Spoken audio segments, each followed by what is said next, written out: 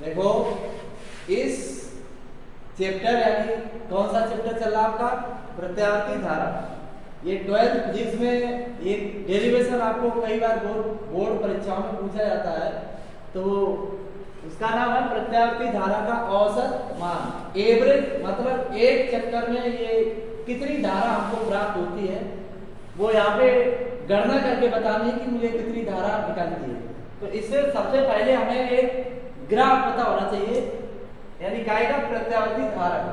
तो प्रत्यावर्ती धारा के लिए हमारा ग्राफ क्या होता है, देखिए डैश डैश ही चलती है। कैसे धारा चलती है, डैश डैश, इस कैटेगरी में चलती है, ठीक है।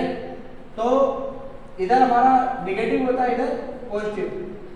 तो धारा जब इधर चलती है, चाहे वोल्टता हो चाहे धारा हो, सभी के लिए यही कार्य करता है, ठीक है। तो यहाँ एक चक्र के लिए, एक चक्र हमारा कितना होता है, यहां तक होता है। आधे चक्र में वैल्यू धनात्मक होती है और आधे चक्र में ऋणात्मक होती है।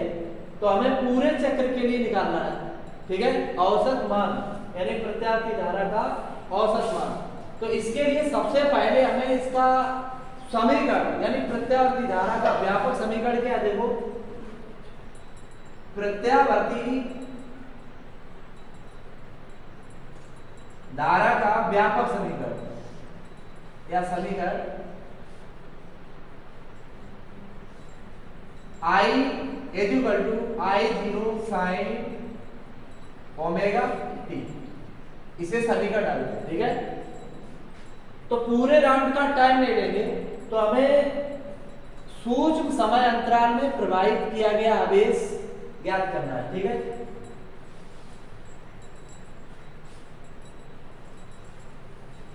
प्रत्यावर्ती धारा द्वारा सूक्ष्म समय अंतराल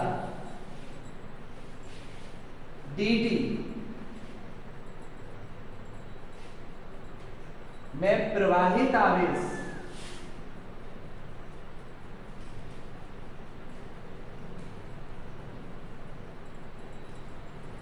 d2। अब आवेश बराबर, इससे पहले तुम लोगों ने कक्षा 11 में पढ़ा है, आवेश बराबर सूत्र क्या होता है, आवेश बराबर होता है धारा गुणे समय, यानी I t। क्या होता है, I t। तो यहाँ पे आवेश बराबर हो जाता है I t।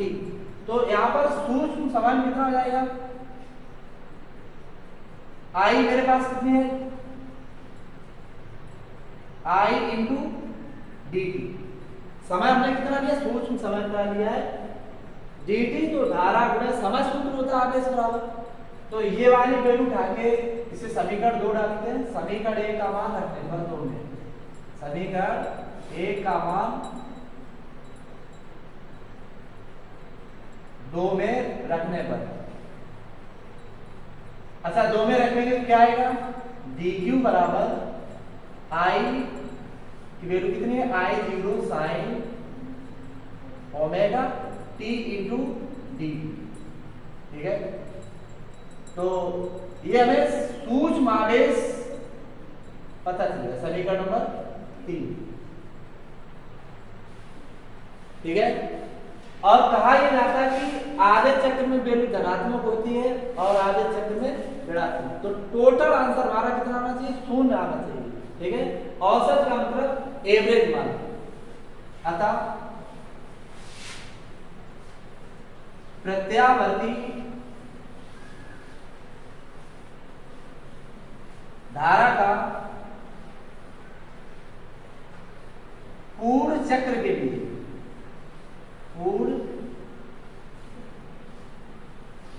चक्र के लिए धारा का औसत मान, औसत मान, या ऐसे मीन भी कहते हैं, माध्य मान या औसत मान। तो इसे हम क्या कह सकते हैं, आई एम से। अब धारा का सूत्र क्या होगा, आवेश बटे समय, यानी कितना हो जाएगा, आवेश बटे समय। तो एक लिमिट है, ये पूर्ण चक्र के लिए समय कितना लगता है, 0 से लेकर t तक कितना लगता है, 0 से लेकर टी तक। तो इसके लिए फार्मूला हमारा क्या हो, 0 से लेकर टी तक, ठीक है, और इंटू आई इंटू डी क्यू, आई इंटू डी क्यू, ठीक है। और टोटल एवरेज, ये तो हमारा धारा का सूत्र क्या बना, देखो आई बराबर क्यू अपॉन टी। तो क्यू पूरा मतलब सूक्ष्म जो भी हमारा टोटल आवेश है वो कितना मिला, ये वैल्यू हमारी लिमिट है कितना आवेश प्रवाहित होगा 0 से लेकर टी तक, यानी 0 से टी तक जाने कितना आवेश, तो वो सूक्ष्म आवेश जो प्रवाहित किया वो हमने निकाल के समीकरण 3 से, ठीक है।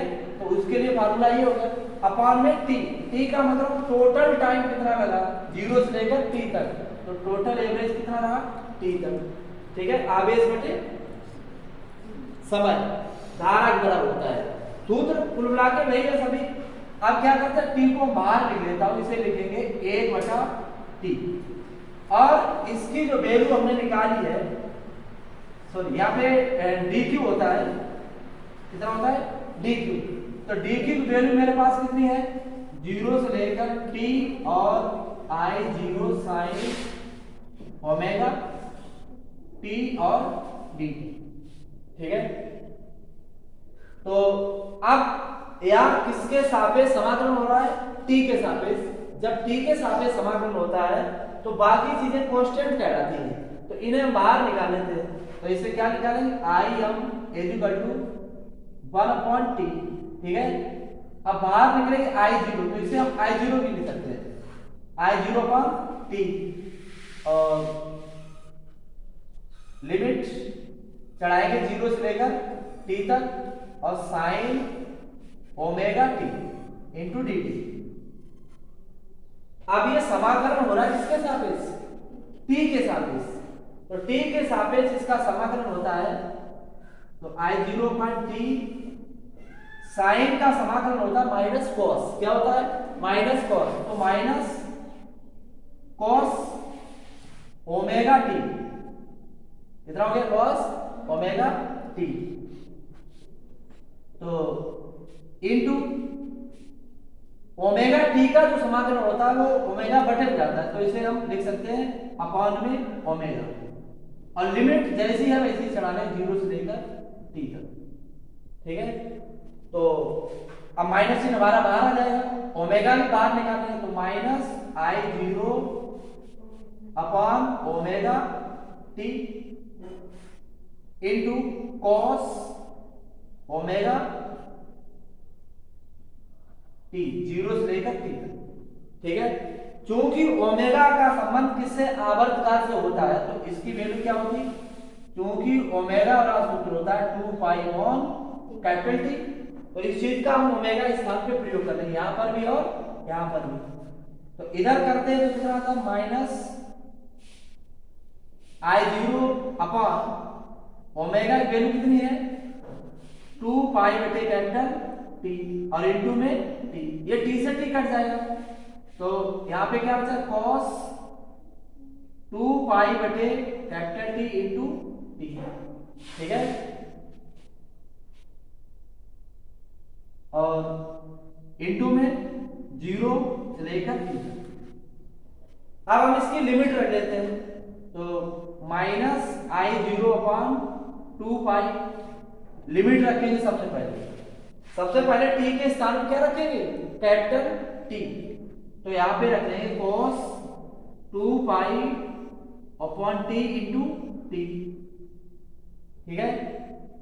माइनस सूत्र में माइनस होता है, जीरो रखें तो पूरा वैल्यू क्या हो जाएगा cos 0 हो जाएगी, ठीक है। तो माइनस आई जीरो अपॉन 2 पाई, अब देखो टी से टी कट जाएगा ये हमारा, और 2 पाई का मतलब होता है 180 डिग्री होता है, तो 180 डिग्री यानी cos 180 डिग्री की जो वैल्यू होती है वो कितनी होती -1 होती, कितनी होती -1,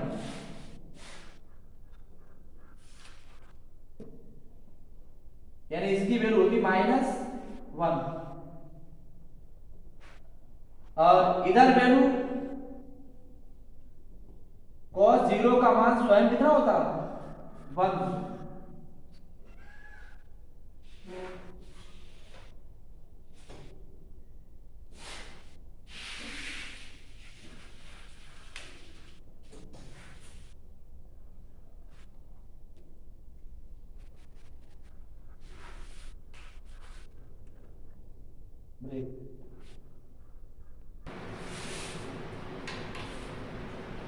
देखो यहाँ पे आपका जो आंसर है यहाँ पे 2 पाई है, तो 2 पाई का मान 360 डिग्री होता है। कितना 360 डिग्री।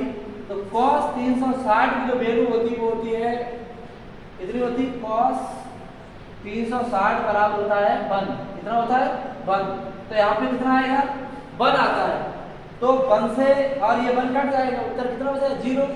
तो टोटल जो फाइनल आंसर हमारा निकला है -I0/2 पाई इंटू 0। तो बराबर क्या मिला 0 मिला है। तो औसत मान जो हमारा वो कितना निकला 0। तो औसत मान हमारा 0 है। तो इससे ये सिद्ध होता है कि जब भी हम एक प्रत्यावर्ती धारा परिपथ में एक पूरा चक्कर का जब औसत वैल्यू निकालते हैं तो कितना होता है 0 होता है।